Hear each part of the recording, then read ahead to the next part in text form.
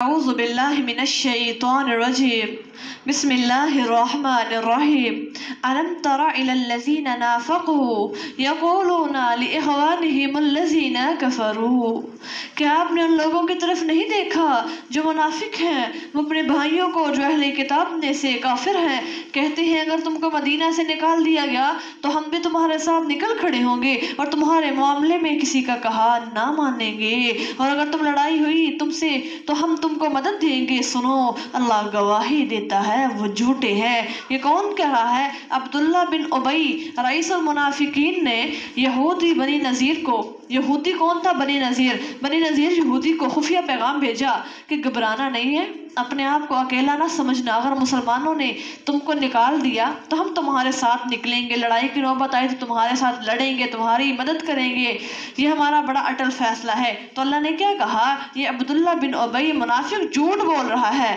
اے بنی نذیر کے یہودی یہ سچا آدمی نہیں ہے۔ لَإِنْ أُخْرِجُوا لَا يَخْرُجُونَ مَعَهُمْ، اگر ان کو نکالا گیا تو وہ قطعاً ان کے ساتھ نہیں نکلیں گے، اور اگر وہ ان سے لڑائی ہوئی تو بھی وہ ان کی مدد نہیں کریں گے، اور اگر انہوں نے ان کی مدد کی تو پیٹ پھیر کر بھاگیں گے، پھر ان کی کوئی مدد نہیں کی جائے گی۔ ان کے دلوں میں اللہ کی ہیبت سے تمہاری ہیبت زیادہ ہے، یہ محض اس لیے کہ وہ ایسے لوگ ہیں جو سمجھ نہیں رکھتے، اللہ کی عظمت کو سمجھتے اور دل میں اس کا ڈر ہوتا تو کفر اور نفاق کیوں اختیار کرتے؟ یہ منافقین مسلمانوں کی شجاعت اور سہالت سے ڈرتے ہیں، اس لیے کہ ان کے مقابلے کتاب نہیں لا سکتے، یہ میدان جنگ میں بھی ثابت قدم منافقین نہیں رہ سکتے۔ لا یقاتلونکم جمیعا، وہ سب مل کر تم سے نہیں لڑ سکیں گے مگر محفوظ بستیوں میں رہ کر یا دیواروں کی آڑ میں، ان میں باہم شدید لڑائی ہے، تم ان کو متحد خیال کرتے ہو، حالانکہ ان کے دل شتا ہیں، یعنی مختلف ہیں، جدا جدا ہیں، اس لیے کہ ویسے لوگ ہیں جو عقل نہیں رکھتے، یعنی وہ کمزور اور بزدل نہیں ہے، کیونکہ جب آپس میں لڑتے ہیں تو بڑی شدت سے لڑتے ہیں منافقین، لیکن جب مسلمانوں کے مقابلے میں آتے ہیں تو اللہ تعالیٰ نے مسلمانوں کی ان کافروں کے دلوں میں ہیبت ڈال دی ہے، وہ اسلام کی ہیبت تھی۔ كَمَثَلِ الَّذِينَ مِن قَبْلِهِمْ قَرِيبًا، اور ان کی مثال ایسی ہے جیسے ان لوگوں کی جو ان سے پہلے قریب ہی کے زمانے میں ہو چکے ہوں، انہوں نے اپنے افعال کی سزا چکھ لی اور ان کے لیے دردناک عذاب ہے۔ کمثل الشیطان، یا ان کی مثال شیطان کی سی ہے، جبکہ اس نے انسان سے کہا منکر ہو جا، مگر جب وہ منکر ہو گیا تو کہہ دیا کہ مجھے تجھ سے کوئی سروکار نہیں، میں تو اللہ سے ڈرتا ہوں جو تمام جہانوں کا پروردگار ہے۔ یعنی منافق بھی یہود کو ایسا دھوکہ دیتے ہیں جیسے شیطان نے انسان کو دھوکہ دیا۔ منافق جہاں پر بھی ہوگا وہ چاہے کافر ہو، کافروں کو بھی دھوکہ دے گا، انسانوں مسلمانوں سب کو دھوکہ دیتا جائے گا۔ منافق اس لیے تو اللہ نے کہا کہ منافقین جہنم کے سب سے نچلے درجے میں ہوگا، یہ مخلص نہیں ہوتا، اور جو انسان دل کا صاف نہ ہو، مخلص نہ ہو، وہ منافق ہوتا ہے، چاہے وہ مسلمان ہی کیوں نہ ہو بظاہر۔ اللہ ہم سب کو منافقت سے محفوظ فرمائے، کیونکہ ہمارے دل بھی اکثر لوگوں سے صاف نہیں ہو پاتے۔ اگر وہ انسان جس کا دل دوسرے لوگوں کی طرف سے بہت جلدی صاف ہو جاتا ہے تو یہ الحمدللہ اللہ کا احسان ہے کہ اس نے ہمارے دلوں میں کینہ، حسد، بغض نہیں رکھا۔ فَقَانَ عَاقِبَتَهُمَا، سو ان دونوں کا انجام یہ ہوا کہ وہ دونوں آتش دوزخ کی نظر ہوئے جہاں وہ ہمیشہ رہیں گے، اور یہی ہے سزا ظالموں کی۔ اے ایمان والو، تم اللہ سے ڈرو اور چاہیے کہ ہر متنفس دیکھ کر وہ کل کے لیے کیا کچھ آگے بیچتا ہے، اور تم اللہ سے ڈرو، بے شک اللہ تعالیٰ تمہارے اعمال سے جو تم کرتے ہو باخبر ہے۔ اور ان لوگوں کے مانند نہ ہو جاؤ جنہوں نے خدا کو بلا دیا پھر اس نے ان کو اپنے آپ سے بے خبر کر دیا، یہی لوگ بدکار ہیں۔ کون لوگ؟ جو دنیا میں رہتے ہوئے اللہ کی یاد سے غافل ہو جائیں، وہ کون ہیں؟ وہ بدکار اور فاسق لوگ ہیں۔ لا یستوی اصحاب النار، دوزخ والے اور جنت والے برابر نہیں ہو سکتے۔ سن لو کہ جنت والے ہی کامیاب اور بامراد لوگ ہیں۔ اللہم اجعلنا منہم، آمین۔ لو انزلنا هذا القرآن على جبل لرأيته خاشعا متصدعا من خشیۃ اللہ، اگر اس قرآن کو ہم کسی پہاڑ پر اتارتے تو اس کو دیکھتے کہ وہ اللہ کے ڈر سے دب کر پھٹ جاتا ہے۔ اور یہ مثالیں ہیں جو ہم لوگوں کے لیے بیان کرتے ہیں تاکہ وہ غور و فکر سے کام لیں۔ یعنی کافروں کا دل بڑے سخت ہو گئے ہیں، کلام کو، یہ اللہ کے کلام کو سن کر بھی نہیں پگھلتے۔ اللہ ذوالجلال کہتے ہیں اگر ہم اس قرآن کو پہاڑوں پر پیش کرتے تو وہ لرز جاتے اس کے خوف سے، لیکن کافر اس پہاڑوں سے بھی زیادہ سخت دل ہو چکے ہیں۔ چٹان کوئی توڑ سکتا ہے پہاڑوں کو؟ بہت مشکل سے ٹوٹتے ہیں پہاڑ۔ اللہ نے کہا کفار کے دل پہاڑوں سے بھی زیادہ سخت ہیں جو ایمان کے لیے پگھلتے ہی نہیں ہیں۔ اگر پہاڑ سمجھے تو وہ بھی دب جاتے۔ اللہ کے قرآن کی ہیبت اتنی ہے۔ هو الذی لا الہ الا هو عالم الغیب۔ اب یہ والے 3 آیتیں سٹارٹ ہو رہی ہیں۔ اللہ کے نبی صلی اللہ علیہ وسلم نے فرمایا، مرفوع روایت ہے جو کہ صبح و شام 3 مرتبہ اعوذ باللہ السمیع العلیم من الشیطان الرجیم پڑھ کر سورۃ حشر کی یہ والی 3 آیتیں پڑھتا ہے، 70,000 فرشتے صبح و شام اس کے لیے بخشش کی دعا کرتے رہتے ہیں۔ سبحان اللہ۔ اگر اسی صبح اور شام میں وہ مر گیا تو موت کی شہادت، تو وہ مرے گا تو شہادت کی موت ہوگی اس کی۔ کس کس کا دل کرتا ہے شہادت کی موت مرے؟ یعنی کہ سب کا دل کرتا ہے۔ ہمیں موت تو آنی ہے، لیکن کیا ہی خوب موت ہوگی جو شہادت کی موت ہوگی۔ کہا جو انسان هو اللہ الذی لا الہ الا هو عالم الغیب والشہادہ هو الرحمن الرحیم سے لے کر هو العزیز الحکیم تک پڑے گا، مرے گا تو وہ عام، لیکن اس کا مرتبہ شہادت کی موت جتنا ہوگا۔ اور اللہ وہی ہے جس کے سوا کوئی معبود نہیں، وہی ڈکی چھپی چیزوں سے واقف ہے اور وہی کھلی اور ظاہر ہے، ظاہر سے، اور وہ بڑا بخشنے والا مہربان ہے۔ کس کس کو آتی ہیں یہ 3 آیتیں؟ جی پڑھتے ہیں الحمدللہ، پڑھتے ہیں نا جی۔ بہت آج اس کی فضیلت کا پتہ چل گیا؟ پہلے پتہ تھا اس کی فضیلت کا؟ جی الحمدللہ۔ وہی اللہ ہے جس کے سوا کوئی حاجت روا نہیں ہے۔ پتہ یہ قرآن اپنے اندر اتنی تاثیر رکھتا ہے، چاہے ہمیں اس کا پتہ ہو، جب ہم دوبارہ سنتے ہیں تو ہمارے اندر دوبارہ سے شوق اور جذبہ دوبارہ سے جیسے نیا ہو جاتا ہے۔ قرآن اپنے اندر بہت زیادہ اثر رکھتا ہے۔ وہی اللہ ہے جس کے سوا کوئی حاجت روا نہیں، وہ شہنشاہ ہے، وہ اللہ بادشاہ ہے، ہر عیب سے محفوظ ہے، امن دینے والا ہے، نگہبانی کرنے والا، غالب زبردست و صاحب عظمت ہے، ان کے ہر قسم کے وہ شرک سے پاک ذات ہے۔ وہ اللہ الخالق الباری المصور، وہی اللہ ہے۔ کون اللہ ہے؟ بنانے والا، ایجاد اور اختراع کرنے والا، مصور ہے، اسی کے لیے اچھے اچھے نام ہے۔ جو کچھ آسمانوں میں ہے، جو کچھ زمین میں ہے، سب اس کی تسبیح بیان کرتا ہے، اور وہ زبردست حکمت والا ہے۔ سورۃ الممتحنہ مدنیہ وہی 13 آیہ وفیہا رکوعان۔ سورۃ الممتحنہ مکہ میں نازل ہوئی، مدینہ میں نازل ہوئی، اور اس میں 13 آیتیں اور 2 رکوع ہیں۔ اس کا شان نزول کیا ہے؟ جب نبی صلی اللہ علیہ وسلم صلح کی غرض سے جب فتح مکہ ہوا تو مکہ گئے، حدیبیہ کے مقام پر جو شرائط طے پائیں، 2 برس تک وہ جو شرائط تھی، وہ صلح جو تھی وہ قائم رہی۔ اس کے بعد مشرکین نے اپنا وعہد توڑ ڈالا۔ آپ سب توجہ کریں ذرا، وہ کیا کیا؟ جو 2 سال تک وہ شرائط رہی، اس کے بعد 2 سال کے بعد کفار نے وہ اپنی شرطیں توڑ ڈالی۔ تو اللہ کے نبی صلی اللہ علیہ وسلم نے کہا ہم خاموشی کے ساتھ فوج لے کر مکہ میں داخل ہو جائیں گے اور کسی کو خبر بھی نہیں ہوگی، اور اگر ایسا ہوا کہ اگر کافروں کو پتہ چل جائے کہ مسلمان مکہ آ رہے ہیں تو کافروں نے بھی تیاری شروع کر دینی ہے جنگ کی۔ تو ایسے میں کیا ہوا، ایک مسلمان حاطب بن ابی بلتہ، کیا نام ہے؟ حاطب بن ابی بلتہ نے، جو مہاجرین بدرین میں سے تھے، یعنی جو مہاجر تھے لیکن بدر میں شامل ہوئے تھے، مکہ والوں کو خط لکھا کہ محمد صلی اللہ علیہ وسلم کا لشکر اندھیری رات اور سیل بے پناہ کی طرح تم پر ٹوٹنے والا ہے، یعنی کہ خفیہ خبر تھی، اور تک مشرکین مکہ تک ایک خط لکھ کر بھیج دیا۔ آپ صلی اللہ علیہ وسلم کو وحی سے معلوم ہو گیا۔ آپ نے حضرت علی رضی اللہ تعالیٰ عنہ وغیرہ چند صحابہ کرام کو حکم دیا، ایک عورت مکہ کے راستے میں سفر کرتے ہوئی وہاں پر یعنی فلاں مقام پر پہنچی، اللہ تعالیٰ نے وحی آسمان سے اتاری، میرے پیارے پیغمبر آپ علی کو بھیجیں اور ساتھ 1-2 صحابہ کرام کو اور بھیجے کہ فلاں جگہ پر جائے، اور وہاں پر نا وہ عورت جو ہے نا حاطب بن ابی بلتہ نے اس کو بھیجا ہے، وہ وہاں پر خط لے کر جا رہی ہے، بھی وہ مکہ نہیں پہنچی، تو آپ ایسا کریں کہ وہ خط جو ہے واپس منگوائیں۔ اب اللہ کے نبی صلی اللہ علیہ وسلم نے وہ خط روانہ لینے کے لیے بھیج دیا۔ حضرت علی اور ساتھ 2-3 صحابہ کرام اور تھے۔ وہ عورت لیے تو لال کرتی رہی، یعنی کہ طرح طرح کے بہانے بناتی رہی۔ پھر اللہ کے نبی نے کہا ہے علی خط اسی کے پاس سے ہوگا۔ پھر اس عورت کا خط کہاں سے نکلا؟ بالوں کی چٹیا سے۔ اس کا سر کا جو بال جوڑا بنایا ہوا تھا اس نے، اور جو حاتم نبی بلتہ نے بھیجا، اس نے وہ جو خط تھا وہ اپنی چٹیا میں چھپایا ہوا تھا، پھر اس نے وہ نکال کر دیا۔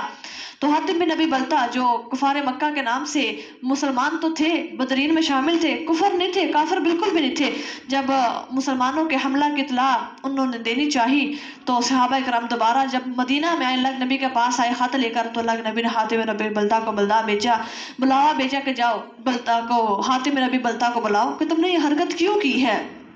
تو حاتم بن ابی بلتا بولے کہ اللہ کے نبی، میں نے کفر اختیار نہیں کیا اور نہ میں اسلام سے پھرا ہوں، سچی بات یہ ہے کہ میرا اہل و عیال مکہ میں تھے، میں ان کی حمایت کرنے والا تھا، میں چاہتا تھا اگر میں کافروں کے ساتھ تھوڑی بہت حمایت کا اظہار کر دوں تو وہ میرے خاندان کے ساتھ اچھا سلوک کریں گے، ان پر ظلم روا نہیں کریں گے۔ تو اللہ ذوالجلال نے کیا کہا؟ صحابہ کرام میں عمر بولے، کہا اللہ کے نبی حکم دیجئے، اس نے ہمارے راز کو فاش کرنے کی کوشش کی، میں اس کی گردن تن سے جدا کر دوں۔ اللہ کے نبی صلی اللہ علیہ وسلم نے پوچھا، فرمایا نہیں اے عمر خاموش ہو جاؤ، اس کو ایسا نہیں کرو، لا تقولوا له الا خیرا، بلائی کے سوا کوئی اور بات نہیں بولو، کیونکہ اللہ ذوالجلال نے کہا میں نے جو بدرین صحابہ کرام تھے میں نے ان کی ساری خطائیں معاف کر دی، اور یہ بدری صحابہ تھے۔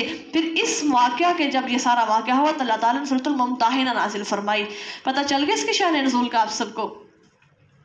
یا ایھا الذین آمنوا لا تتخذوا عدوی وعدوکم، اے ایمان والو تم میرے اور اپنے دوستوں کو دوست مت بناؤ، تم ان کی طرح باہمی دوستی کے پیغام بیچتے ہو، اور حقیقت وہ اس دین حق سے جو تمہارے پاس اللہ کی جانب سے آیا ہے منکر ہیں، وہ رسول اللہ کو اور تم کو محض اس لیے باہر نکال رہے ہیں کہ تم اللہ پر ایمان لائے ہو جو تمہارا رب ہے۔ اگر تم میری راہ میں جہاد کرنے اور میرے خوشنودی حاصل کرنے کے لیے نکلے ہو تو تم ان سے چپکے دوستی کی باتیں کیوں کرتے ہو؟ اور تم جو کچھ پوشیدہ رکھتے ہو اور ظاہر کرتے ہو، اور مجھ کو اس کا پورا علم ہے، اور تم میں سے جو شخص ایسا کرے گا وہ راہ سے بھٹک جائے گا، سیدھے رستے سے گمراہ ہو جائے گا۔ ان یثقفوکم یکونوا لکم اعداء ویبسطوا الیکم، اگر وہ تم پر قابو پا لیں تو تمہارے دشمن ہو جائیں اور ایذا کے لیے تم پر اپنے ہاتھ چلائیں اور اپنی زبانیں بھی، اور وہ چاہتے ہیں کہ تم کسی طرح کافر ہو جاؤ، قیامت کے دن تمہیں اور نہ تمہارے کنبے والے کام آئیں گے اور نہ تمہاری اولاد کام آئے گی، وہ تمہارے درمیان خود فیصلہ کرے گا۔ کون؟ اللہ تمہارے اعمال دیکھتا رہتا ہے۔ اس آیت میں اللہ تعالیٰ نے حکم دیا کہ تم کافروں سے دوستی نہ کرو، قیامت کے دن کچھ فائدہ نہ دیں گے، بلکہ فائدہ اسی میں ہے جو تم کو اللہ نے حکم دیا، کافروں سے دشمنی رکھو اور ان کی دوستی کو چھوڑ دو۔ قد کانت لکم اسوۃ حسنہ فی ابراہیم، مسلمانوں ابراہیم اور اس کے ساتھیوں کا نمونہ تمہارے لیے بہترین نمونہ ہے۔ اس وقت کی بات ہے جب انہوں نے اپنی قوم سے کہہ دیا تھا کہ ہم تم سے اور جن کو تم پوجا کرتے ہو اس سے بیزار ہیں، ہم تم کو نہیں مانتے، اور ہمارے اور تمہارے درمیان آج سے بغض اور دشمنی ہمیشہ کے لیے نمودار ہو گئی، بے شک کہ تم خدا واحد پر ایمان نہ لاؤ۔ ہاں ابراہیم نے ایک بات ضرور اپنے باپ سے کہی، لَأَسْتَغْفِرَنَّ لَكَ، میں تیرے لیے خدا سے مغفرت ضرور طلب کروں گا، تو مجھے استغفار سے زیادہ خدا کے سامنے کسی بات کا اختیار نہیں ہے، ہم صرف توبہ کر سکتے اور کچھ نہیں کر سکتے۔ اے ہمارے اللہ، تجھی پر ہمارا بھروسہ ہے اور ہم تیری طرف رجوع ہوتے ہیں اور تیری طرف ہی ہمیں لوٹنا ہے۔ ربنا لا تجعلنا فتنة للذین کفروا، اے ہمارے اللہ تو ہمیں کافروں کے مظالم کا تختہ مشق نہ بنا، اور ہمارے اللہ تو ہمیں بخش دے، بے شک تو بڑا زبردست حکمت والا اللہ ہے۔ یعنی ابراہیم نے ہجرت کی پھر اپنی قوم کی طرف منہ نہ کیا۔ کس کے لیے ہجرت کی؟ اللہ کے لیے ہجرت کر گئے۔ اللہ ذوالجلال نے ایک ابراہیم نے دعا چاہی تھی اپنے ابا کے واسطے، جبکہ معلوم نہ تھا، اللہ ذوالجلال نے کہا اے ابراہیم بخشش طلب نہ کرو، میں نے اللہ نے معاف نہیں کرنا، کیونکہ جس انسان کے دل میں ایمان نہیں ہوتا وہ کافر ہوتا ہے، اس کے لیے بخشش مانگو یا نہ مانگو برابر ہے، گویا تم بخشش نہ مانگو۔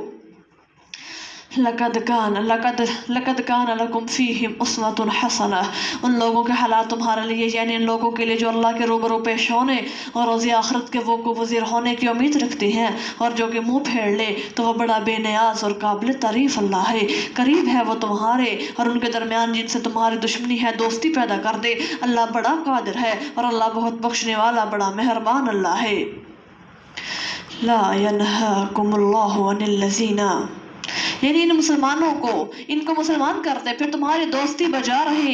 ایسا ہی ہے اس سفر میں مکہ کے سارے لوگ مسلمان ہوئے. یعنی اللہ تم کو ان لوگوں کے بارے میں جو تم سے نہ دین کے معاملے میں لڑے اور نہ انہوں نے تم کو تمہارے گھروں سے نکالا اجازت دیتا ہے کہ تم ان سے نیکی کا برتاؤ اور منصفانہ سلوک کرو. سنو، انصاف کرنے والوں کو اللہ محبوب رکھتا ہے. مکہ میں کچھ لوگ ایسے بھی تھے جو خود مسلمان نہ ہوئے اور مسلمان ہونے والوں سے ضد اور پرخاش بھی نہیں رکھتے تھے. یعنی وہ مسلمان تو نہیں تھے لیکن مسلمانوں کو کچھ کہتے بھی نہیں تھے. دین کے معاملے میں کسی سے نہ لڑتے تھے. تو ایسے ہی بخاری کے اندر روایت موجود ہے، حضرت اسماء بنت ابی بکر، ابو بکر کی بیٹی اسماء رضی اللہ تعالیٰ عنہ کی ماں، صلح حدیبیہ کے بعد مکہ سے مدینہ اپنی بیٹی سے ملنے کے لیے آئی، تحفہ بھی لائی. اسماء رضی اللہ تعالیٰ عنہ نے ملنے سے اور مشرکہ ماں کو گھر میں آنے سے انکار کر دیا. پھر آپ صلی اللہ علیہ وسلم سے پوچھا ان کی خاطر تواضع کرو یا نہ؟ آپ نے فرمایا ہاں. اس کے بارے میں آیت نازل ہوئی کیونکہ ان کی ماں قتیلہ تھی، ان کے ماں کا نام تھا قتیلہ.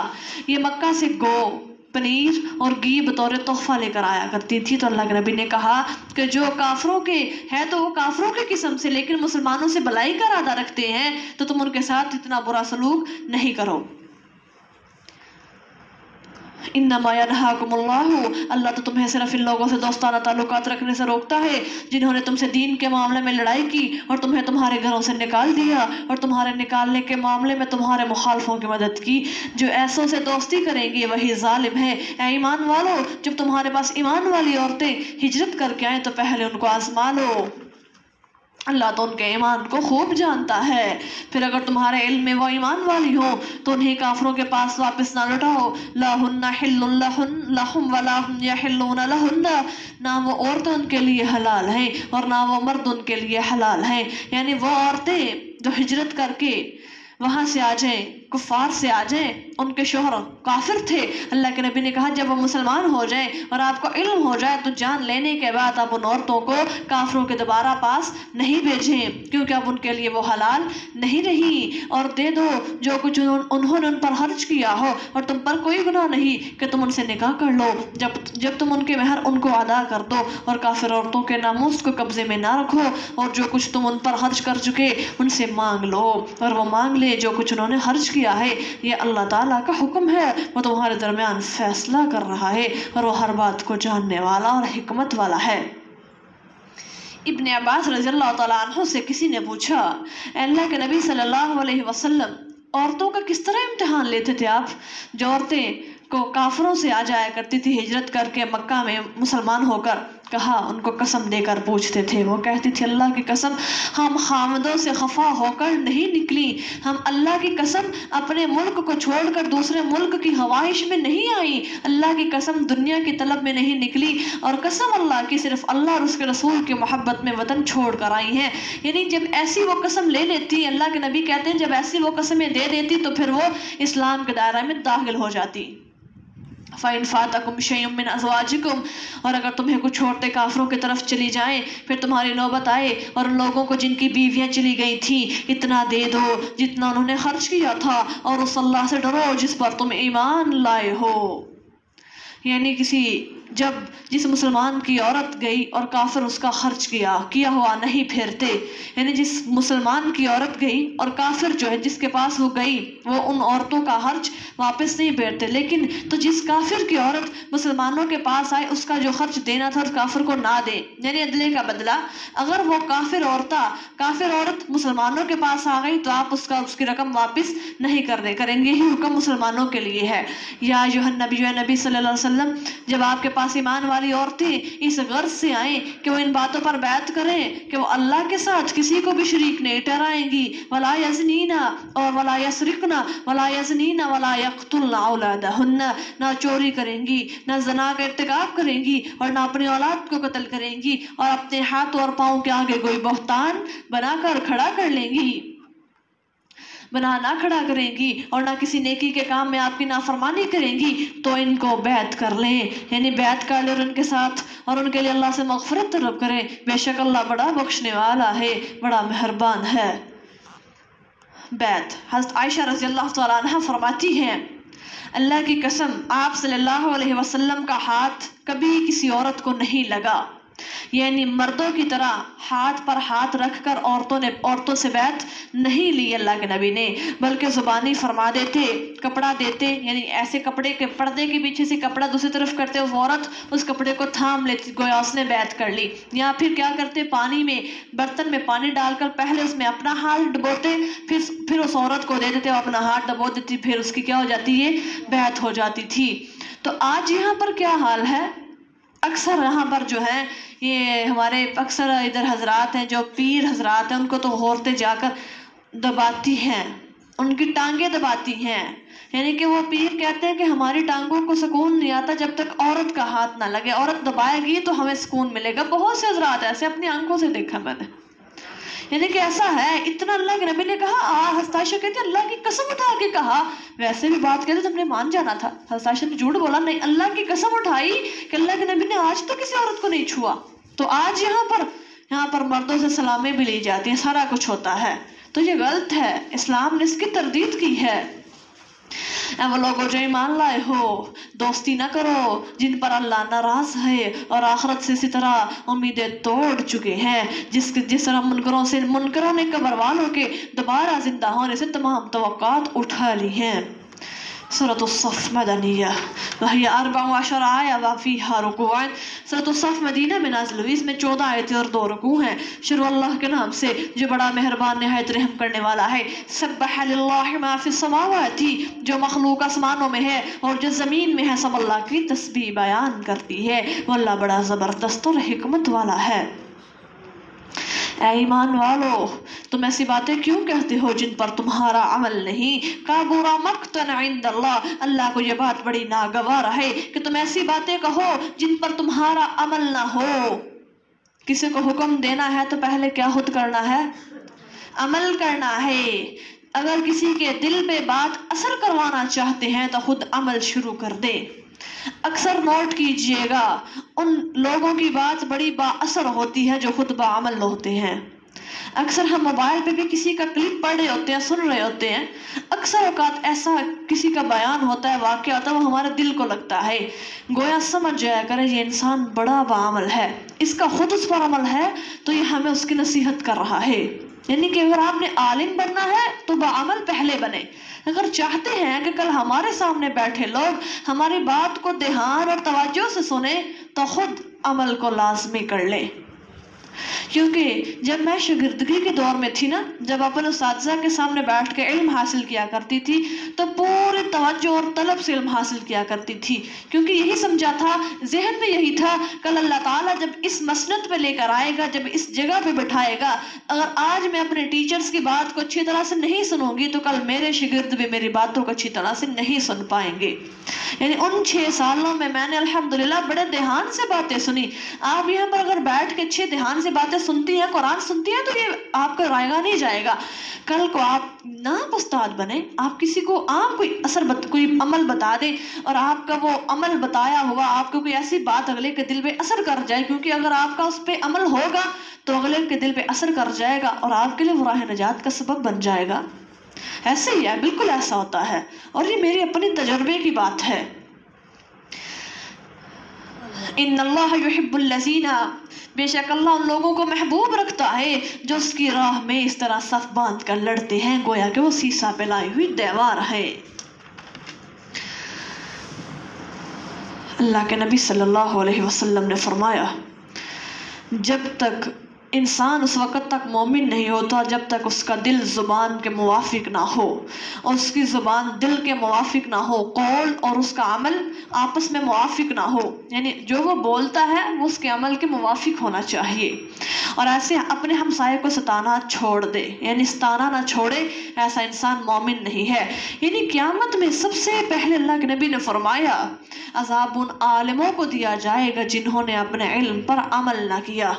مقصد یہ کہ اگر علم پر عمل کیا تو اس سے زیادہ کی بزرگی اور مقبولیت نہیں، اگر عمل نہ کیا تو اس سے زیادہ کی ذلت کی بات نہیں ہے. اللہ ذوالجلال کل قیامت کے روز ان عالموں کو سب سے زیادہ عذاب دے گا. اللہ ہم سب کو محفوظ فرمائے، اللہ ہم سب کو بعمل انسان بنائے۔ وَإِذْ قَالَ مُوسَىٰ لِقَوْمِهِ، اور یاد کرو موسیٰ نے اپنی قوم سے کہا ہے میری قوم تم مجھے کیوں ستاتے ہو، حالانکہ تم اس بات کو معلوم کر چکے ہو کہ میں اللہ کا رسول ہوں اور تمہارے پاس آیا ہوں۔ مگر جب انہوں نے کجروی اختیار کی تو اللہ نے ان کے دلوں کو ٹیڑھا کر دیا۔ وَاللَّهُ لَا يَهْدِي الْقَوْمَ الْفَاسِقِينَ، اور اللہ بدکار لوگوں کو راہ ہدایت نہیں دکھایا کرتا۔ یعنی جو انسان بدی کرتا ہے، گناہ کر کر کے اس کا دل سخت ہو جاتا ہے، اس کا دل سیاہ ہوتا چلا جاتا ہے، حتیٰ کہ نیکی کی کوئی گنجائش باقی نہیں رہتی، ہر بات میں وہ رسول اللہ صلی اللہ علیہ وسلم کی ضد کرتا ہے اور برابر ٹیڑھی چال چلتا ہے، تو آخر اللہ کہتے ہیں وہ مردود ہو گیا، وہ اسلام سے پھر گیا، اللہ نے ان کے دلوں کو ٹیڑھا کر دیا، گویا وہ سیدھی بات کو قبول کرنے کی صلاحیت ہی نہیں رکھتے۔ اللہ ہم سب کے دلوں کو ہدایت سے بہرہ مند فرمائے۔ وَإِذْ قَالَ عِيسَىٰ ابْنُ مَرْيَمَ، اور جب عیسیٰ ابن مریم نے کہا اے بنی اسرائیل میں اللہ کا ایک رسول ہوں جو تمہاری طرف آیا ہوں، میں اس کتاب تورات کی جو مجھ سے پہلے نازل ہو چکی ہے تصدیق کرتا ہوں اور ایک رسول کی بشارت دیتا ہوں جو میرے بعد آئے گا، اسمہ احمد، اس کا نام احمد ہوگا۔ سبحان اللہ، کیا نام ہے ہمارے پیارے نبی کا؟ محمد نام بھی ہے، احمد بھی ہے، ماہی بھی ہے، طرح طرح کے نام ہے۔ حدیث میں آیا کہ اللہ کے نبی صلی اللہ علیہ وسلم نے فرمایا اے لوگوں میں محمد ہوں صلی اللہ علیہ وسلم اور ماہی ہوں، یعنی مٹانے والا۔ کسے مٹانے والا؟ جس کے ساتھ اللہ تعالیٰ کفر کو مٹا دے گا، میرے آنے سے اسلام کا غلبہ ہو جائے گا اور کفر ختم ہو جائے گا۔ اور اللہ نے مجھے حاشر کا لقب عطا فرمایا، میرا نام حاشر بھی ہے۔ حاشر کیوں؟ اکٹھا کرنے والا اللہ تعالیٰ کل قیامت کے روز سارے لوگوں کو میرے ساتھ اکٹھا فرمائے گا۔ اور کیا کہا؟ میں احمد ہوں۔ اللہ ذوالجلال نے طرح طرح کے نام لیے اور فرمایا انا خاتم النبیین ہوں، میں خاتم النبیین بھی ہوں۔ آپ کے بعد یہ رسالت نہ ہے نہ نبوت ہے، جو دعویٰ کرے وہ دجال اور کذاب ہے۔ ومن اظلم ممن، بس جو کہ اس کے پاس کھلی نشانیاں لے کر آیا تو انہوں نے کہہ دیا یہ تو کھلا جادو ہے۔ ومن اظلم ممن افترى على الله الكذب، اور اس شخص سے بڑھ کر کون ظالم ہے جو اللہ پر جھوٹ باندھے حالانکہ اسے اسلام کی طرف بلایا جا رہا ہے، اور اللہ ظالم لوگوں کو ہدایت نہیں دیا کرتا۔ یریدون لیطفئوا نور اللہ بافواہہم واللہ متم نورہ، اور لوگ چاہتے ہیں کہ اللہ کے نور کو اپنے منہ سے بجھا دیں اور اللہ اپنے نور کو پورا کر کے رہے گا، ہوا کافروں کو ناگوار ہی گزرے۔ جس دور میں بھی اسلام کا غلبہ ہونا چاہا، کفار اور یہود و نصارہ کی جماعت نے ہمارے اسلام کو نیچا دکھانے کی سڑ توڑ کوششیں کی، حتی المقدور کوششیں کرتے رہے۔ اللہ ذوالجلال نے کہا ہے میرے پیارے نبی، عہد نبوی میں بھی جب آپ کا زمانہ تھا، نصارہ، یہود و نصارہ اور مشرکین نے اسلام کو توڑنے کی حتی طرح طرح کی کوششیں کی، لیکن اسلام چونکہ اس کا حامی و ناصر کون ہے؟ اللہ حامی و ناصر ہے۔ پھر کہا یہ اسلام پھیلتا چلا گیا، نور خدا ہے کفر کی حرکت بے خندہ زن، نور خدا ہے کفر کی حرکت بے خندہ زن، پھونکوں سے یہ چراغ بجھایا نہ جائے گا۔ کہا کافر لاکھ کوششیں کر لے، اسلام کو لے کر میں آیا ہوں۔ اللہ ذوالجلال نے کہا، اللہ ذوالجلال نے، میں نے خود اس کی ذمہ داری کی حفاظت لی اور میں اللہ اس کو سارے دینوں پر غالب کر دوں گا۔ الحمدللہ اللہ نے غالب کیا ہے۔ یا ایھا الذین آمنوا هو الذی ارسل رسولہ بالہدی، وہی اللہ ہے جس نے اپنے رسول کو ہدایت اور دین حق کے ساتھ بھیجا تاکہ اسے باقی تمام دینوں پر غالب کر دے، کہ خواہ و مشرکوں کو برا ہی معلوم ہو۔ بالہدی، اللہ ذوالجلال کے نبی کون سی ہدایت لے کر آئے؟ قرآن ہدایت بن کے آیا، مردہ دلوں کے لیے سیراب بن کے آیا۔ یا ایھا الذین آمنوا، ایمان والو، کیا میں تم کو ایک ایسی تجارت بتاؤں جو تم کو آخرت کے دردناک عذاب سے بچا لے؟ وہ کیا ہے؟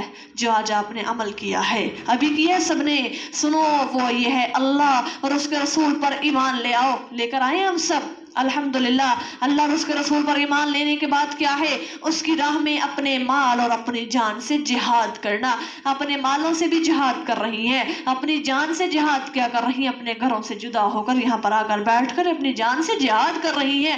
اللہ کی اس قرآن کی آیت پہ آپ کا عمل ہو گیا۔ اللہ ذوالجلال نے کہا جو قرآن کی ایک آیت پہ عمل کر لے میں اس کو ضرور جنت عطا فرماؤں گا۔ الحمدللہ اللہ نے ہم سب کو اپنی جنت میں داخل کرنا ہے۔ ذرا دیکھیں، میں کہتی ہوں قرآن قرآن واقعی ایک معجزہ بن کے اترا، 1450 سال ہو گئے قرآن آج ہم پڑھ رہے ہیں، گویا یہ ہماری زندگی کا ابھی ہے، ابھی اترا ہے، یہ لگتا ہے نا جیسے ابھی نازل ہوا ہے۔ کیا کہا؟ تم ایمان لے آؤ اللہ پر، اس کے رسولوں پر، اپنے مال اور اپنی جان کے ساتھ جہاد کرو، یہ تمہارے لیے بہتر ہے اگر تم جانتے ہو، اگر تم جانتے ہو تمہارے حق میں یہی بہتر ہے، اس سے بڑھ کے تمہارے حق میں اور کوئی چیز فائدہ مند ثابت نہیں ہو سکتی۔ یغفر لکم ذنوبکم، وہ کرے گا کیا کہا؟ تم نے سارا کچھ کیا، ایمان لے آئے، جہاد کیا، اس کے انعام میں تمہیں میں کیا دوں گا؟ میں تمہارے سارے گناہ معاف کر دوں گا اور تم کو ایسے باغات میں داخل کروں گا جن کے نیچے نہریں چلیں گی، اور ایسے عمدہ عمدہ مکانات ہیں جو ہمیشہ رہنے والے باغوں میں ہوں گے۔ یہ بہت بڑی کامیابی ہے۔ اللہم اجعلنا منہم، آمین۔ اللہ ذوالجلال نے کہا وہ جنت عام جنت نہیں ہوگی، بڑے صاف ستھرے مکانات ہوں گے، وہ ان باغوں کے اندر ہوں گے جن میں مومنین کو آباد ہونا ہوگا۔ اللہ ذوالجلال ان باغوں کے اندر بڑی خوبصورت نہریں رواں کر دیں گے، یہ تو آخرت کی کامیابی ہے۔ اللہ ذوالجلال نے کہا ان کو دنیا میں بھی میں بہت کامیابیاں دوں گا، جو قرآن کے ساتھ جڑ جائے گا اس کو دنیا میں بھی میں غالب کر دوں گا، کیونکہ اسلام کا وعدہ ہے، قرآن کا وعدہ ہے، جو قرآن کے ساتھ جڑ جاتا ہے میں اس کو غالب کر دیتا ہوں۔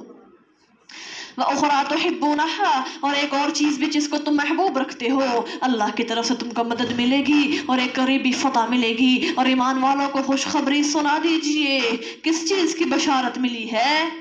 جنت کی بشارت مل چکی۔ کہا آخرت ایسا گھر ہے جس کے پاس یہ مل گئی گویا اس کو سارے جہانوں کی سلطنت سے اعلیٰ چیز مل گئی۔ ہفتے اقلیم کی سلطنت کوئی چیز کوئی معنی نہیں رکھتی، لیکن دنیا میں بھی ایک چیز ہے جسے تم طبعاً رکھتے ہو، دی جائے گی۔ نصر من اللہ و فتح قریب، اللہ کی مدد تم پر اتر آئے گی اور تم فتح حاصل کر لو گے۔ جو لوگ اللہ پر ایمان لے آئے، کیا ہوا؟ اللہ نے کہا دنیا کے معاملات میں میں تمہارا بازو بن جاؤں گا۔ آج ہمارے اکثر معاملات ہیں، ہمارے حل نہیں ہو رہے ہوتے، سمجھ نہیں آتی، اللہ تعالیٰ غیبی مدد کر دیتے ہیں۔ اللہ نے کہا یہ اس کا بدلہ ہے جو تم مجھ پر ایمان لے آئے اور تم نے ایمان لینے کے بعد میرے نبی کی حدیث پر عمل کرنا شروع کر دیا، میں نے تمہیں دنیا کے معاملات پر تمہاری مدد کرنا شروع کر دی۔ یا ایھا الذین آمنوا، ایمان والو تم اللہ کے دین کے مددگار بن جاؤ۔ اللہ کے دین کے مددگار ہم سب ہیں، جس طرح عیسیٰ بن مریم نے حواریوں سے کہا تھا کہ کون ہے جو اللہ کی راہ میں میری مدد کرے، تو حواریوں نے کہا تھا ہم اللہ کے دین کے مددگار ہیں۔ پھر بنی اسرائیل کی ایک جماعت جو ایمان لے آئی اور ایک نے کفر انکار کیا، سو ہم نے ان لوگوں کی جو ایمان لے آئے تھے ان کے دشمنوں کے خلاف مدد کی، فاصبحوا ظاہرین، جس کا نتیجہ یہ ہوا کہ آخرکار وہ غالب رہے۔ سورة الجمعہ مکنیہ مدنیہ وحی 11 آیہ وفیہا رکوع۔ سورة الجمعہ مدینہ میں نازل ہوئی، اس میں 11 آیت 2 رکوع ہیں۔ شروع اللہ کے نام سے جو بڑا مہربان نہایت رحم کرنے والا ہے۔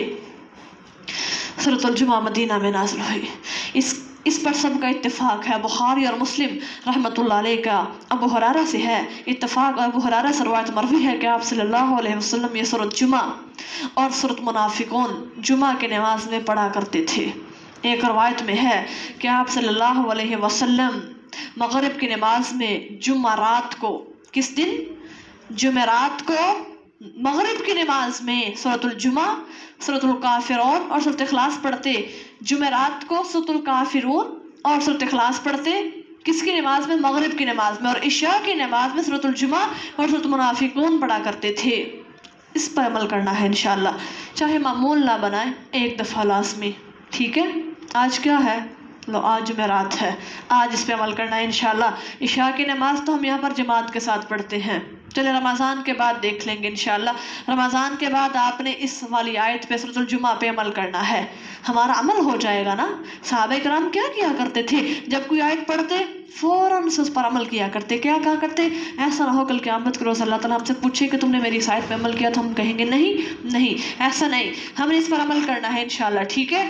رمضان کے بعد جو جمعرات آئے گی اس کی جمعرات کی عشاء کی نماز میں آپ نے سورۃ الجمعہ پڑھنی ہے، چاہے آپ اپنے ہاتھ میں قرآن پاک پکڑ کے اس کو سائڈ پر رکھ دیجئے گا اور اس کی پہلی رکعت میں سورۃ الجمعہ پڑھنی ہے، دوسری رکعت میں سورۃ المنافقون پڑھنی ہے۔ سپارہ نمبر 28 ہے، یاد رہے گا انشاءاللہ؟ کس کس کو یاد رہے گا؟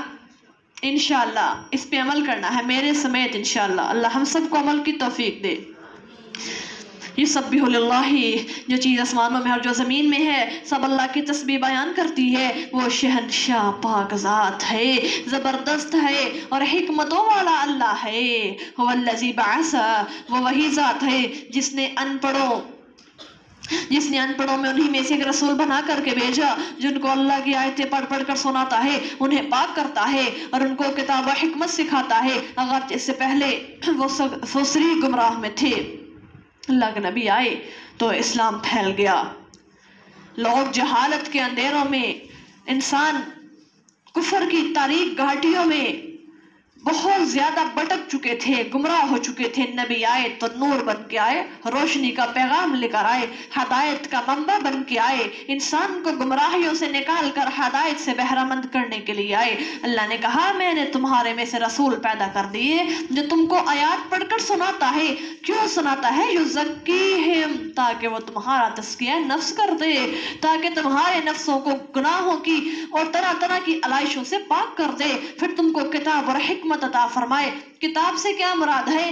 قرآن کی تعلیم سکھائے، اور حکمت سے مراد کیا ہے؟ دانائی اور حدیث کی باتیں بتائے. اس کو اور اس پیغمبر کو اس نے انہی میں سے ان کے لیے بھی بھیجا ہے جو ان میں شامل نہیں ہوئے. ہم تب شامل تھے کیا؟ نہیں تھے شامل. ہم بعد میں، اللہ نے کیا کہا؟ ہم نے ان لوگوں کو بھی شامل کر دیا جو تب شامل نہیں تھے. اب ہم قرآن پڑھے ہیں تو اب ہم شامل ہیں اس میں. وہ بہت بڑا زبردست اور حکمت والا ہے. ذالک فضل اللہ، یہ اللہ کا فضل ہے، جس کو چاہتا ہے دیتا ہے، اور وہ بڑے فضل و کرم کا مالک ہے. کیا کہا؟ میں سب کو دین کی سمجھ نہیں دیتا، کتاب اور حکمت کی تعلیم ہر کسی کو نہیں عطا فرماتا. فضل اللہ، یہ اللہ کے فضل سے ملتی ہے. یؤتی ہی من یشاء، اللہ کہتے ہیں میں جس کو چاہتا ہوں میں دیتا ہوں. کوئی انسان ایڑی چوٹی کا بھی زور لگا لے، آپ کسی کو ہدایت کے راستے پر لا نہیں سکتے. اب یہاں پر بہت سی مائیں ہیں جنہوں نے اپنی اولاد کو قرآن کی تعلیم تو سکھا دی، پڑھا دیا، اپنا فریضہ سر انجام دے دیا، اولاد کیا نکلی بعد میں بد ہو گئی. والدین کی ساری محنتیں، کوششیں، کاوشیں رائگاں کر دی، اور پھر اولاد گمراہ نکل آئی. والدین نے تو اپنی ذمہ داریاں ادا کر دی، لیکن وہ اولاد بڑی کامیاب اور بامراد نکلی جس نے اپنے والدین کی کوششوں پر پانی نہ پھیرا، بلکہ ان کو اس پر عمل کرتے رہے اور آگے پڑھاتے رہے. اللہ آپ سب کی محنتوں کو قبول فرمائے. اللہ آپ کی اولادوں کا آپ کی آنکھوں کی ٹھنڈک بنائے. وآخرین منہم، اور مثل الذین حملوا التوراۃ، اور لوگوں کی مثال جن کو تورات پر عمل کرنے کا حکم دیا گیا تھا پھر انہوں نے اس پر عمل نہ کیا، اس گدھے کی طرح ہے جو کتابوں کو پیٹھ پھیلا دے پھرے. بہت بری مثال ہے ان لوگوں کی جنہوں نے اللہ کی آیات کو جھٹلایا، اور اللہ ظالموں کو بھی ہدایت نہیں دیتا. یہود کے بڑے بڑے عالم ایسے تھے جو کتاب پڑھتے تو تھے لیکن ان کے دل پر اثر نہیں تھی کرتی. آج ہمارا بھی یہی حال. اللہ نے کہا وہ انسان جو پڑھتا تو ہے لیکن اس پر کوئی عمل نہیں کرتا، گویا اس نے اپنے آپ پر کتابوں کا بوجھ لادا ہوا ہے. اور قرآن نے کمثل الحمار، گدھے کے ساتھ مشابہ اختیار کر دیا. قل یا ایھا الذین ہادوا، کہہ دیجئے نبی صلی اللہ علیہ وسلم یہودیو، اگر تم کو یقین ہے تمہارے لوگوں میں سے صرف تم ہی اللہ کے دوست ہو تو موت کی تمنا کرو. اگر اپنے دعوے میں سچے ہو، ولا یتمنونہ ابدا، اور اپنے مرنے کی کبھی تمنا نہ کریں گے، بس وہ بنا مال سے جن کا ارتکاب وہ کر چکے، اور ظالموں کو اللہ خوب جانتا ہے. پتہ ہے مومن کو موت سے ڈر نہیں آتا. اللہ کے نبی نے کہا، اللہ ذوالجلال نے کہا پیارے نبی، اگر کافر کہتے ہم سچے تم سے کہیں کہ اللہ ہمیں موت دے دے، وہ موت کی تمنا نہیں کرتے، ان کو موت سے ڈر لگتا ہے. کافر موت سے ڈرتا ہے، مومن موت سے ڈرتا نہیں ہے، کیونکہ اس کو پتہ ہے میں نے ایک دن مر کے اللہ کے ہاں جانا ہے. کل کہہ دیجئے نبی صلی اللہ علیہ وسلم کہ وہ موت جسے تم بھاگتے ہو بے شک ایک دن وہ تمہارے روبرو آ کر رہے گی. پھر تم کو اس خدا کے پاس لوٹایا جائے گا جو پوشیدہ اور ظاہر تمام باتوں کو جاننے والا ہے. پھر وہ تمہیں بتا دے گا تم کیا کیا کرتے تھے دنیا میں، وہ تمہارے اعمال کی خبر تم کو ضرور دے گا. یا ایھا الذین آمنوا، اے ایمان والو، جب جمعہ کے روز نماز کے واسطے تمہیں اذان دی جائے تو اللہ کو یاد کرنے کے لیے دوڑو اور کاروبار تجارت کو چھوڑ دو. یہ بات تمہارے لیے بہت مفید ہے اگر تم سمجھو تو. جمعہ کے دن جمعہ کی نماز زیادہ افضل ہے اس انسان سے جو انسان کاروبار کرے. نبی صلی اللہ علیہ وسلم کا فرمان ہے مسلمان جمعہ ہر مسلمان پر فرض ہے، مگر غلام، مملوک اور عورتیں اور نابالغ بچے اور بیمار، مسلم میں مسافر کا لفظ بھی آیا، سب مستثنا ہے۔ لیکن مسلمان مردوں پر جمعہ فرض ہے۔ نبی صلی اللہ علیہ وسلم نے فرمایا ہے جو انسان جمعہ ترک کر دینے کی عادت کو اپنا لے اور عادت بد سے باز نہ آئے تو اللہ تعالیٰ اس کے دل پر مہر لگا دیتا ہے، اور پھر اللہ تعالیٰ اس انسان کو غافل کر دیتا ہے۔ اور نبی صلی اللہ علیہ وسلم نے فرمایا بغیر شرعی عذر کے جمعہ کا ترک کرنے والا منافقوں میں لکھ دیا جاتا ہے۔ اور آج ہمارے مرد حضرت کتنے جمعے چھوڑ جاتے ہیں، کتنے سخت حدیثیں ہیں۔ اللہ ہم سب کو سنتوں کا پابند بنائے، اللہ اپنے نبی کی حدیث پہ عمل کرنے والا بنائے۔ فَإِذَا قُضِيَتِ الصَّلَاةُ، پھر نماز ہو چکے تو تم زمین پر چلو پھرو اور اللہ کا فضل اور کرم تلاش کرو اور تم اللہ کا بہت یاد کرو تاکہ تم فلاح پا جاؤ۔ یہ نہیں کہا کہ جس دن جمعہ ہے تم نے کاروبار نہیں کرنا، ہاں جمعہ کی نماز کے وقت جمعہ کی نماز پڑھنے کے بعد میں جا کر تم کاروبار کرو، کاروبار کرنے کے ساتھ ساتھ اللہ کا ذکر بھی کرو، اللہ کے ذکر سے غافل نہیں ہونا۔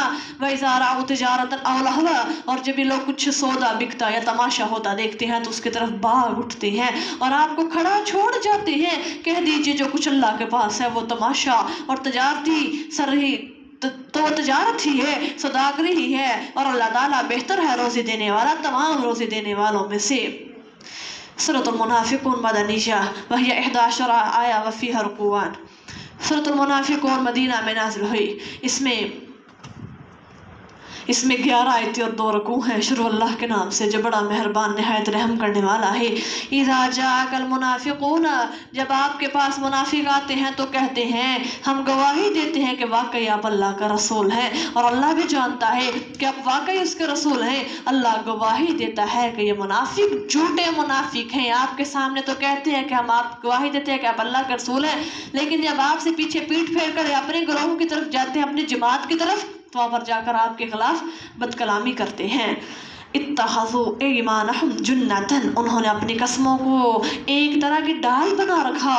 ڈال کیسے بنا رکھا کہ مسلمان ہم کو کہیں قتل نہ کر دے، سو اللہ کی راہ سے لوگوں کو روکتے ہیں، بے شک ان کے یہ کام بہت برے ہیں۔ ذالک بانہم آمنوا، یہ اس لیے کہ یہ لوگ ایمان لائے پھر منکر ہو گئے، پھر اللہ نے ان کے دلوں پر مہر کر دی، جس کا نتیجہ یہ ہوا کہ اب یہ کچھ نہیں سمجھتے۔ وَإِذَا رَأَيْتَهُمْ يُعْجِبُكَ تُعْجِبُكَ أَجْسَامُهُمْ، اور جب ان کو دیکھتے ہیں تو ان کا قد و قامت آپ کو بہت اچھا لگتا ہے، بہت پسند آتا ہے۔ منافقین کی بات ہو رہی ہے، اور اگر وہ بات کریں تو کیا آپ غور سے سنتے ہیں؟ یہ ایسے ہیں جیسے وہ لکڑیاں ہیں جو دیوار کے ساتھ لگا دی گئی ہوں، ہر آواز کو یہی سمجھتے ہیں کہ ان پر آ پڑے گی، پھر وہ دشمنان دین ہیں، ان سے بچو، اللہ ان کو غارت کرے کدھر کو بہہ کے چلے جا رہے ہیں۔ منافق جھوٹی قسمیں کھا کر اپنا عیب چھپایا کرتے تھے، نمازوں کے لیے آخری وقت میں آتے تھے، تکبر اور نحوست اور خود پسندی کی عادی اور نرمی اور سلوک توازن کے سارے سے محروم ہو چکے تھے یہ منافق لوگ جو تھے۔ اللہ ذوالجلال نے کہا یہ منافق لوگ ہیں۔ یہ کیسے منافق ہیں؟ اللہ کے نبی صلی اللہ علیہ وسلم نے فرمایا ان کی تشبیہ ایسے ہے ان لکڑیوں کے ساتھ دی جو دیوار کے ساتھ کھڑی کی جاتی ہیں۔ اب دیوار کے ساتھ کون سی لکڑی کھڑی کی جاتی ہے؟ جو بیکار ہوتی ہے۔ جب انسان کوئی گھر تعمیر کرتا ہے، فائدے کی لکڑی کو چھت وغیرہ میں استعمال کر لیا جاتا ہے، جو باقی جو ناکارہ لکڑیاں ہوتی ہیں اس کو دیوار کے ساتھ کھڑا کر دیا جاتا ہے اور وہ بیکار ہوتی ہے اور وہ کسی کام نہیں آتی۔ ہاں ضرورت کے وقت اس سے انسان جلا سکتا ہے، انسان اس کو جلا سکتا ہے۔ ایسے اللہ ذوالجلال نے کہا یہی حال ان منافقوں کا ہے، ان کے موٹے فربا جسم ظاہری طور پر ایک خول ہے، اندر سے ایمان سے خالی دل ہے۔ کیا کہا؟ بے جان محض دوزخ کا ایندھن بننے کے لائق ہیں، کچھ نہیں ہے ان کے جسموں سے ہو سکتا، بس یہ جہنم کے ایندھن بن سکتے ہیں اور ان سے کچھ نہیں ہو سکتا۔ اللہ نے کیسی مثال دی ہے؟ وَإِذَا قِيلَ لَهُمْ، اور جب ان سے کہا جائے کہ اور رسول صلی اللہ علیہ وسلم تمہارے لیے مغفرت طلب کریں تو اپنے سر پھیر لیتے ہیں اور ہم ان کو دیکھتے ہیں کہ وہ پہلو دہی کرتے ہیں اور تکبر اور غرور میں پڑ جاتے ہیں۔ سواء علیہم، ان کے لیے برابر ہے، آپ ان کے لیے مغفرت طلب کریں یا نہ کریں، اللہ تو ان کو قطعاً معاف نہیں کرے گا۔ بے شک اللہ نافرمان لوگوں کو ہدایت نہیں دیتا، یعنی آپ صلی اللہ علیہ وسلم کا بخشش مانگنا اور نہ مانگنا ان پر برابر ہے، ان کو کچھ فائدہ نہیں، اس لیے کہ کفر اور نفاق پر جمے ہوئے ہیں یہ لوگ۔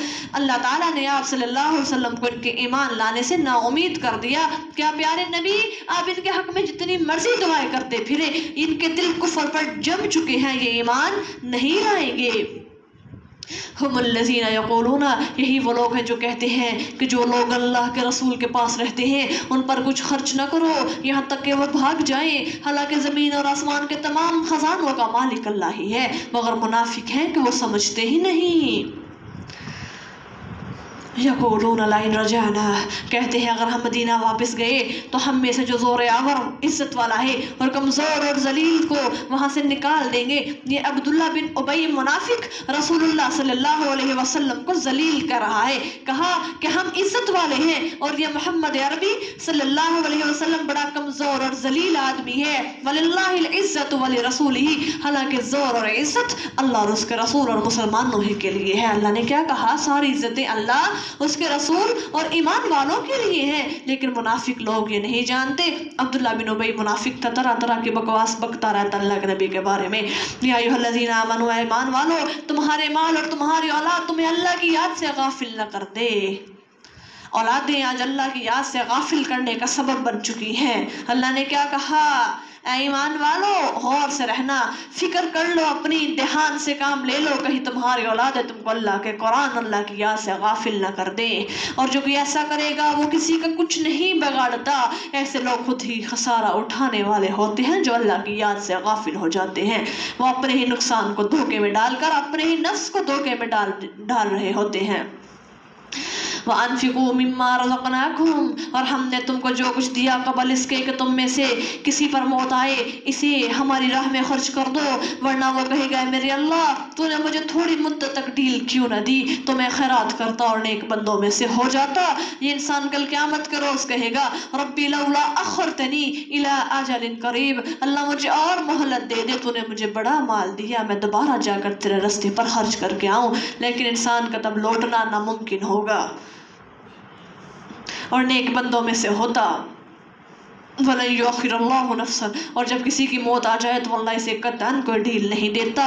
और जो कुछ तुम करते हो अल्लाह से पूरी तरह वाकिफ़ है। जब इंसान मौत की कश्मकश में, उस वक़्त उसकी तौबा इस्तिग़फ़ार काम नहीं आती। सूरत अत-तग़ाबुन मदनिय्या वहिय समानिया शरआया फ़ीहा रुक़ूआन।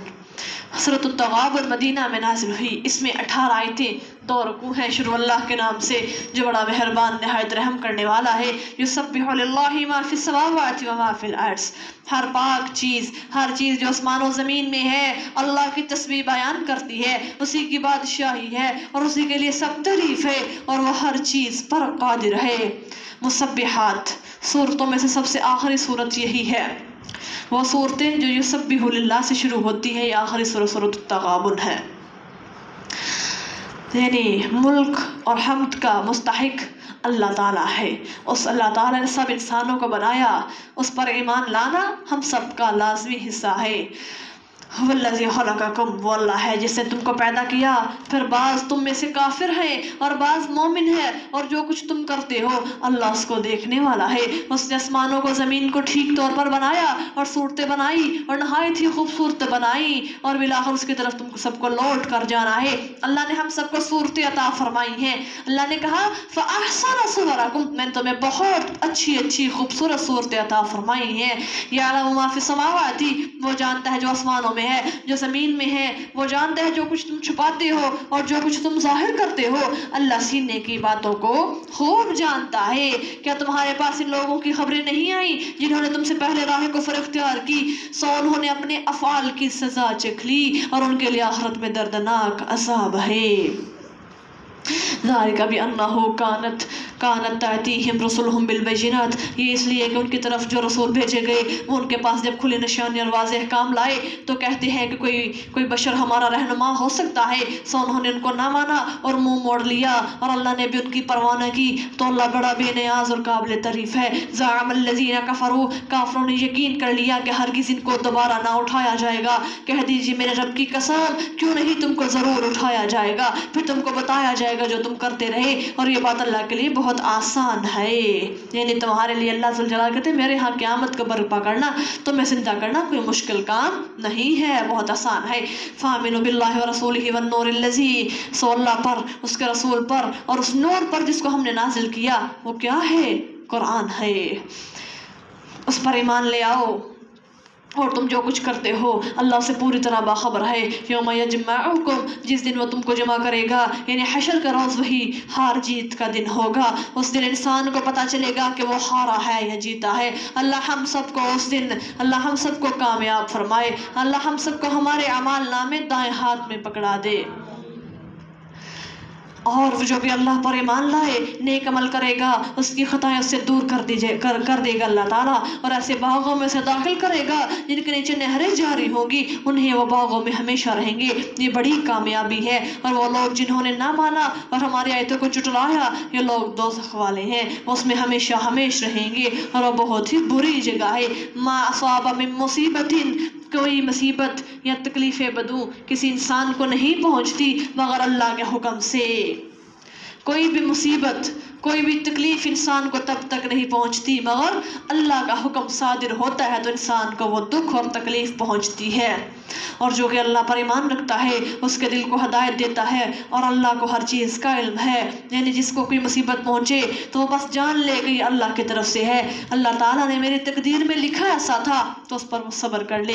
کیا کہے؟ رضیت باللہ، اللہ میں تیری رضا پہ راضی ہوں، تو اللہ تعالیٰ کہتے ہیں اس کے عوض میں اس کے دل کو ہدایت اور یقین اور صادق عطا فرما دیتا ہوں، اس کے دل کو میں ہدایت دے دیتا ہوں، اس کے دل پر میں اپنا پختہ یقین پیدا کر دیتا ہوں۔ اور کبھی ایسا بھی ہوتا ہے کہ جو چیز اللہ نے بندے سے لے لی تو بجائے اس کے، اور اللہ تعالیٰ کہتے ہیں جب میں انسان سے کوئی چیز لیتا ہوں تو ہو سکتا ہے جو اس کے بدلے میں اس کا چیز دوں وہ اس کا نعم البدل اس سے بہترین ہو۔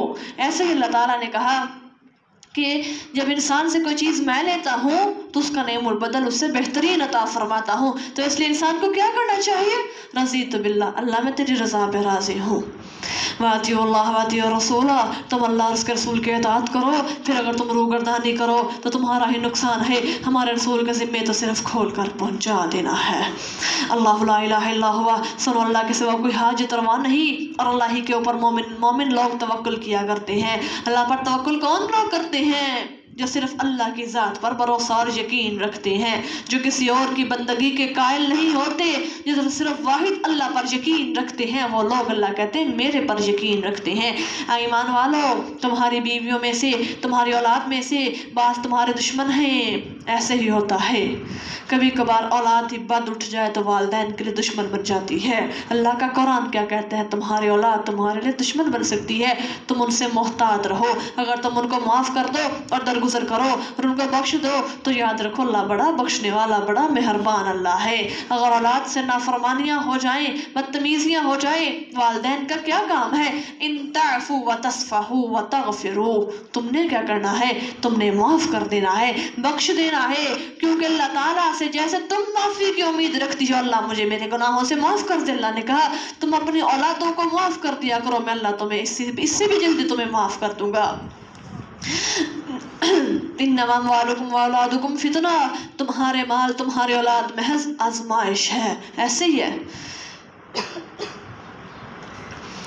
اور اللہ کے ہاں بہت بڑا اجر ہے۔ فاتقوا اللہ ما استطعتم واسمعوا، سو جہاں تک تم سے ہو سکے تم اللہ سے ڈرو اور سنو اور اطاعت کرو، اللہ کی راہ میں خرچ کرو، یہ باتیں تمہارے لیے بہتر ہوں گی، اور جو کہ نفس کے بخل سے محفوظ رہا وہ اچھا ہے، اور یہی لوگ فلاح پانے والے ہیں۔ جس انسان نے اپنے نفس کی باتوں کی پیروی نہ کی، جو انسان نفس کا بخیل نہ بنا رہا، وہ اپنے مال میں سے اللہ کے راستے پر قربان کرتا رہا، اللہ نے پیچھے بھی کہا فَأُولَئِكَ هُمُ الْمُفْلِحُونَ، اللہ نے یہاں پر بھی کہا وہ لوگ فائز اور کامیاب اور بامراد لوگ ہیں۔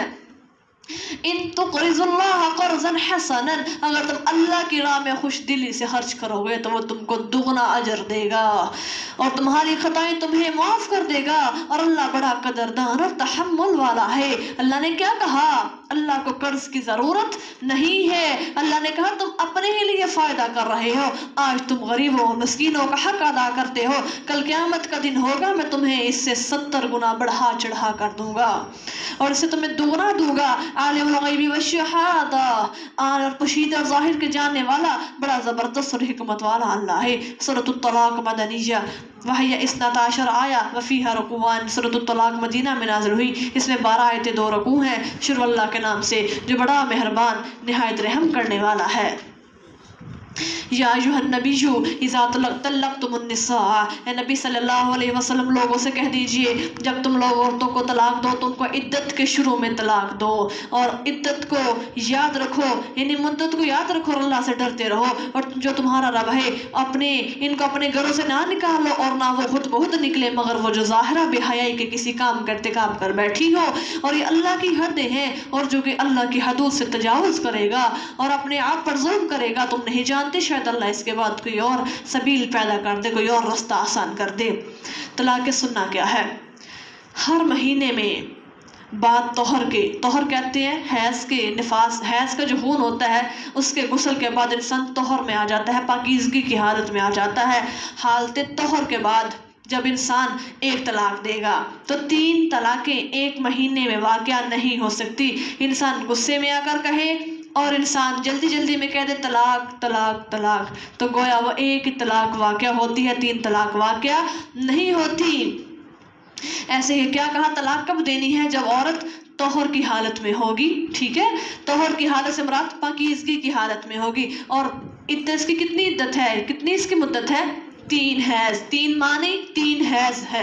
फ़ैज़ा बलगना अजलहुन्ना, फिर जब वो अपनी मियाद को पहुँचने को हो तो या तो उनको खुश असलूबी से ज़ौजियत में रहने दो या खुश असलूबी से अलहदा कर दो। अगर एक माह तुमने तलाक दे दी, अगर तुम्हारी औरत, अल्लाह अज़्ज़ा जलाल ने कहा उस औरत को तुमने अपने घर से निकालना भी नहीं है, औरत जो तलाक की इद्दत है वो तुम्हारे घर में पूरी करेगी। औरत को उस दौरान हुक्म दिया गया है तुम खूब ज़ेब व ज़ीनत इख्तियार करो, हो सकता है तुम्हारे मर्द को तुम में कोई मोहब्बत की कोई गुंजाइश नज़र आ जाए, वो दोबारा रजू कर ले। रजू कहते हैं दोबारा लौट आना, पलट आना, और तलाक से मुंह फेर लेना, यानी फिर तुम्हारी तलाक वो वाक़या नहीं होगी। फिर क्या कहा, जब वो औरत जो अपने 3 हैज़ के मुद्दत को ठीक तरह से पहुंच जाए तो तुमने क्या करना है, उनको खुश असलूबी से रुखसत कर देना है, फिर उनको जुदा कर दो और अपने में से 2 मोतबर शख्सों को गवाह बना लो और गवाही ठीक ठीक अल्लाह ही के लिए दो। यानी जब इंसान किसी के लिए गवाही देता है तो वो भी किसने देनी है? जो बहुत ही गवाह लाजिम है। तलाक देने में या रजू कर लेने में गवाह कर लेना लाजिम है। जब इंसान को तलाक देता है अपनी बीवी को, उसको चाहिए कि पास गवाह ले ले। अगर तो वो रजू कर रहा है तो उसको चाहिए कि गवाही मर्दों के पास ले ले। गवाहों को फरमाया कि ख़ास अल्लाह की रज़ा के लिए गवाही दो, यानी कि दुनिया के दिखलावे के लिए नहीं, और तुमने किसी किस्म का भी लालच नहीं रखना, बस अल्लाह का खौफ दिल में रखते हुए तुमने गवाही देनी है। और तुमने क्या करना है, ठीक ठीक गवाही दो अल्लाह के लिए। इन बातों से उनको नसीहत की जाती है जो अल्लाह और रोज़ आखिरत पर ईमान रखते हैं, और जो कि अल्लाह से डरेगा अल्लाह उसके लिए मुखलिसी की कोई सूरत पैदा कर देगा, यानी कि निकालने की राह पैदा कर देगा। वयर्ज़ुक़हु मिन हैसु ला यहतसिब, और इसको ऐसी जगह से रिज़्क़ देगा जिसके फहमो गुमा में भी ना होगा, और जो कि अल्लाह पर तवक्कुल करेगा बेशक अल्लाह अपने काम को पूरा पूरा रहने देता है। इसने हर चीज़ का एक अंदाज़ा मुकर्रर कर रखा है। अगर तो औरत बद है, मर्द उसको तलाक देकर रुखसत कर दे तो अल्लाह ने क्या कहा, परेशान नहीं होना, यजअल्लाहु मखरजा, अल्लाह तुम्हारे लिए आसानी वाले रास्ते पैदा कर देगा। अगर तो मर्द बदकार है, अब उसकी शादी हो चुकी है, रात को डॉक्टर सुबैह इकराम अपने वो इंटरव्यू में बता रहे थे, वो कह रहे थे कि ऐसे ही जब कोई मर्द बदकार है, उसकी बीवी उसके घर में मौजूद है, उस औरत को छोड़कर वो बाहर मुंह मारता फिरता है, तरह तरह की बदकारियां करता है, ज़ना करता है, उसकी औरत नेक है, उसकी औरत बड़ी पाकबाज है। अब उस औरत को क्या चाहिए, वो किसी माँ बाप अपने किसी भी रिश्तेदार की बात को नहीं माने, उस मर्द से अलहदगी कर ले, क्योंकि वो मर्द ही बदकार है, वो मर्द ही जानी मर्द है, वो एक मोमिन औरत के निकाह में नहीं रह सकता। औरत खुला ले ले, अपने आप को उस मर्द से जुदा कर ले। अब देखिए इस्लाम ने क्या कहा, वो औरत क्या कहेगी, मुश्किलें बड़ी हैं, पता नहीं उसके बाद मुझे रिश्ता मिले कि ना मिले, हो सकता है मेरी औलाद है। अल्लाह ने कहा वमन यत्तकिल्लाह, जो अल्लाह से डर कर ऐसा करेगा, जो जानी मर्द से औरत अपने आप को जुदा कर लेगी, यजअल लहु मखरजा, मुझसे उसको बेहतरीन नेमुल बदल अता करूंगा। इनके कुरान पे अमल करना चाहिए ना। आज बहुत से मुश्किल हालात बन चुके हुए हैं। अल्लाह ने क्या कहा, हर चीज़ तुम्हें कुरान बताता है, तुम इधर उधर की टेंशनें लेकर फिरते हो। कुरान क्या कहता है, तुम उससे फ़ौरन से अलहदगी कर लो, क्योंकि एक मोमिन और मुशरिक आपस में इकट्ठे नहीं रह सकते। जब अल्लाह के दीन की बात आ जाए तो फिर अलहदगी कर लेनी चाहिए, फिर किसी किस्म को भी किसी बात को भी नहीं देखना चाहिए। मुशरिक मर्द हो, चाहे वो बज़ाहिरन इस्लाम की बात हो, चाहे वो मुसलमानी का टैग अपने ऊपर اسے لگایا ہو کہ میں مسلمان ہوں لیکن اس کا عمل مشرکین والا ہے، تو پھر بھی تم اس مرد سے علیحدگی حاصل کر لو، کیونکہ موحد اور مشرک کا کوئی جوڑ نہیں ہوا کرتا۔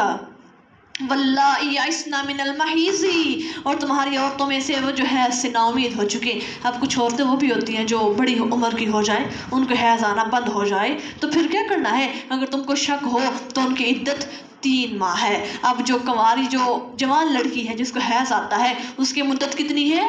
3 حیض۔ اور وہ عورتیں جو حیض سے یعنی پیریڈ سے نا امید ہو چکی ہیں، ان کو کیا کرنا ہے؟ 3 ماہ۔ ان کی کتنی عدت ہے؟ 3 ماہ۔ اور اللہ حاصل قیاس جس کو حیض آتا ہی نہیں اور وہ جن کے پیٹ میں بچہ ہے، ان کی عدت بچہ جننے تک ہے، یعنی عورت وضع حمل کے بعد اس کی مدت ختم ہو جائے گی۔ اور جو کہ اللہ سے ڈرے گا، خدا اس کے کام میں آسانی پیدا کر دے گا۔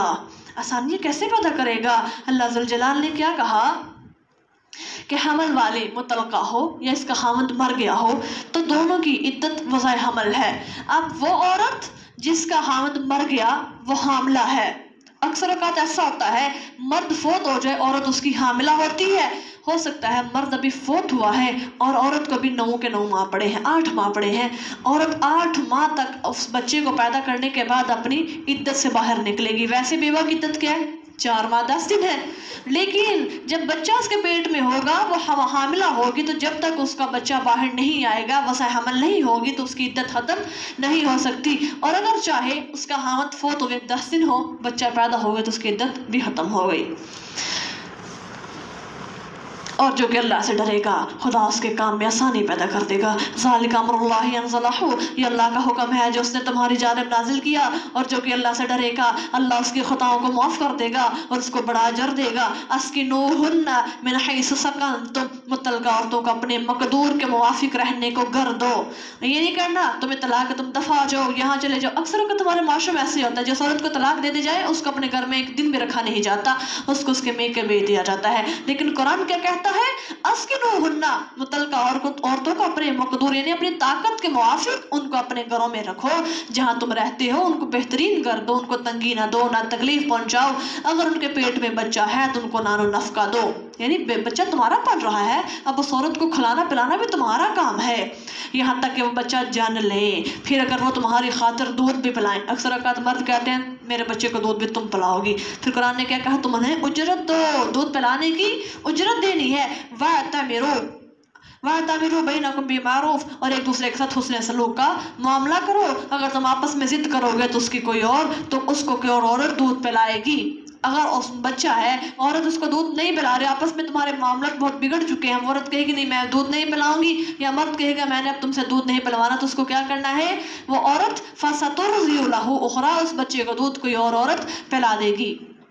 لِيُنْفِقْ ذُو سَعَةٍ مِّن سَعَتِهِ، صاحب مقدور کو اپنے مقدور کے مطابق خرچ کرنا چاہیے، اور جو تنگ دست ہے وہ اسی میں سے خرچ کرے جو تھوڑا بہت اس کو اللہ نے دے رکھا ہے۔ اللہ کسی شخص کو تکلیف نہیں دیتا مگر اسی قدر جتنا اس نے اسے دے رکھا ہے، یعنی طاقت سے زیادہ بوجھ نہیں دیتا۔ اللہ تنگی کے بعد ان قریب آسانی کا شائش کر دے گا۔ اللہ نے کیا کہا؟ سَيَجْعَلُ اللَّهُ بَعْدَ عُسْرٍ، اللہ تنگی کے بعد آسانی پیدا کر دے گا۔ اور ایک جگہ کیا فرمایا؟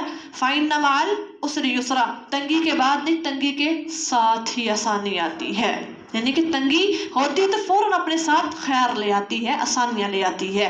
وَكَأَيٍّ مِّن قَرْيَةٍ، اور کتنی ہی بستیاں تھیں جنہوں نے اپنے رب اور اس کے رسولوں کے حکموں سے سرتابی کی، سو ہم نے سختی سے ان کے اعمال کا جائزہ لیا اور ہم نے ان کو بڑی بھاری سزا دی، سو ان بستیوں نے اپنی بدعملی کی سزا چکھ لی اور ان کا انجام خسارے پر متنجع تھا۔ اعد اللہ لہم عذابا شدیدا، اللہ نے ان کے لیے عذاب سخت تیار کر رکھا ہے سوائے عقل مندوں کے۔ اللہ ذوالجلال کہتے ہیں کوئی اور نہیں ڈرتا، اللہ سے ڈرو، اور وہ لوگوں جو ایمان لائے ہو اللہ نے تم کو آگاہ کرنے کے لیے تمہاری طرف ایک رسول بھیجا ہے جو تمہیں اللہ کے روشن احکام پڑھ کر سناتا ہے، تاکہ لوگوں کو جو ایمان لائے نیک عمل کرے، اندھیروں سے نکال کر نور کی روشنی میں لے آئے، اور جو کہ اللہ پر ایمان لاتا ہے، نیک عمل کرتا ہے، اللہ اس کو ایسے باغوں میں داخل کرے گا جن کے نیچے نہریں رواں ہیں، وہاں وہ ہمیشہ ہمیشہ رہیں گے۔ بے شک اللہ نے انہیں عمدہ روزی بخشی ہے۔ اللہ الذی خلق سبع سماوات، اللہ وہ ذات اقدس ہے جس نے 7 آسمان بنا دیے اور ان کی طرح زمین بھی، ان میں خدا کا حکم نازل ہوتا رہتا ہے تاکہ تم جان لو اللہ ہر چیز پر قادر ہے، اور یہ کہ اللہ نے ذو علم ہر چیز کو گھیر رکھا ہے، ہر چیز اللہ کے علم میں ہے۔ سورۃ التحریم مدنیہ وحی 12 آیا فیہا رکوعان۔ سورۃ التحریم مدینہ میں نازل ہوئی، اس میں 12 آیتیں اور 2 رکوع ہیں۔ شروع اللہ کے نام سے جو بڑا مہربان نہایت رحم کرنے والا ہے۔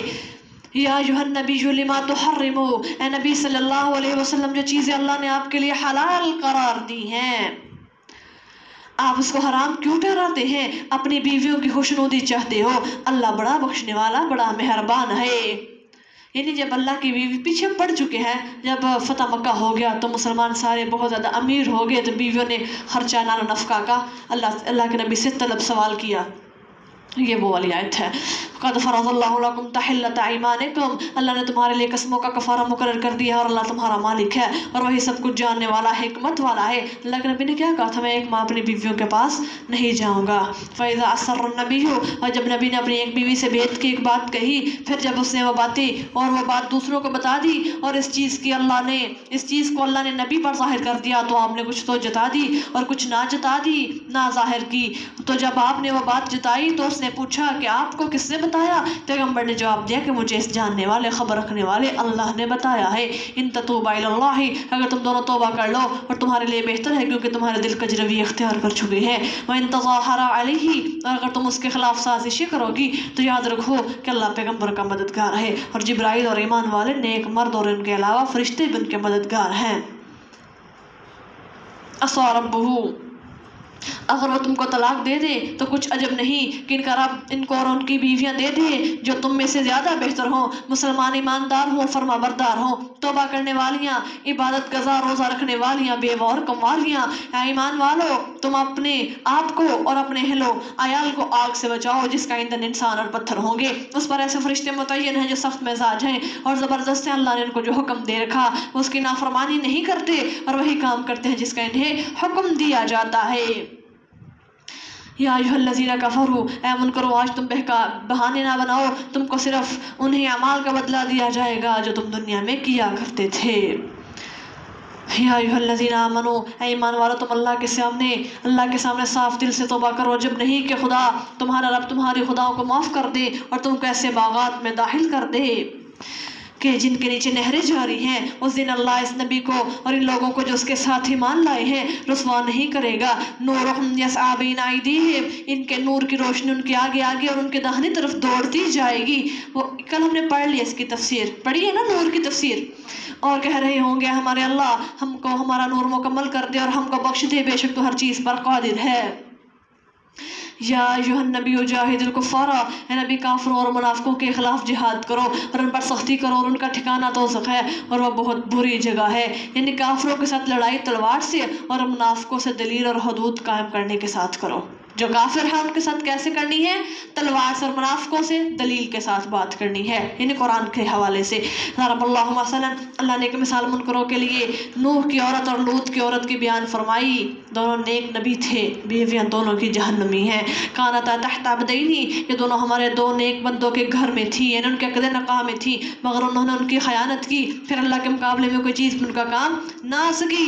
یعنی جو اللہ پر ایمان نہ لے کر آئیں، چاہے وہ کسی نبی ولی کے انڈر ہو، ان کے نکاح میں ہو، تو وہ بخشی نہیں جائیں گی۔ اعمال اپنے ہی کام آئیں گے، ایمان اپنا ہی کارآمد ثابت ہوگا،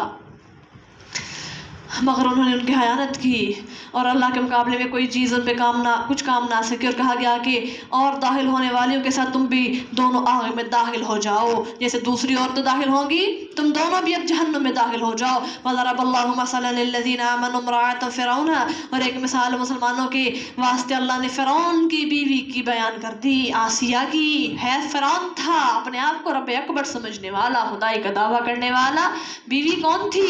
بیوی آسیہ، جنت जन्नत हूरों की, जन्नती औरतों की सरदार आए, जन्नत में सबसे पहले जाने वालियों में शामिल हैं। जब किसने कहा है मेरा अल्लाह तो जन्नत में अपने पास मेरे लिए घर बना दे, रब्बी बनी ली इंदका बैतन फिल जन्ना वनज्जिनी मिन फिरौना, अल्लाह मुझे फिरौन और उसके आमाल से नहीं, ज़ालिमों के कौम से मुझे बचा ले। व मरियम इब्नत इमरान अल्लती अहसनत फरजहा फनफखना फीही मिन रूहिना व सद्दक़त बिकलिमाति रब्बिहा व कुतुबिही व कानत मिनल क़ानितीन, और मरियम बेटी इमरान की जिसने अपनी इस्मत को, अपनी इज़्ज़त को, अपनी इस्मत को महफूज रखा, सो इसमें हमने अपनी रूह फूंक दी, और अल्लाह अपने रब के कलाम और उसकी किताबों की तस्दीक की, और वो फरमाबरदारों में से थी। कौन? मरियम बिन्त इमरान।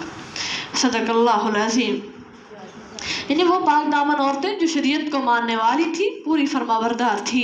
आप सल्लल्लाहु अलैहि वसल्लम का इरशाद है जन्नती औरतों में 4 औरतें अफजल हैं।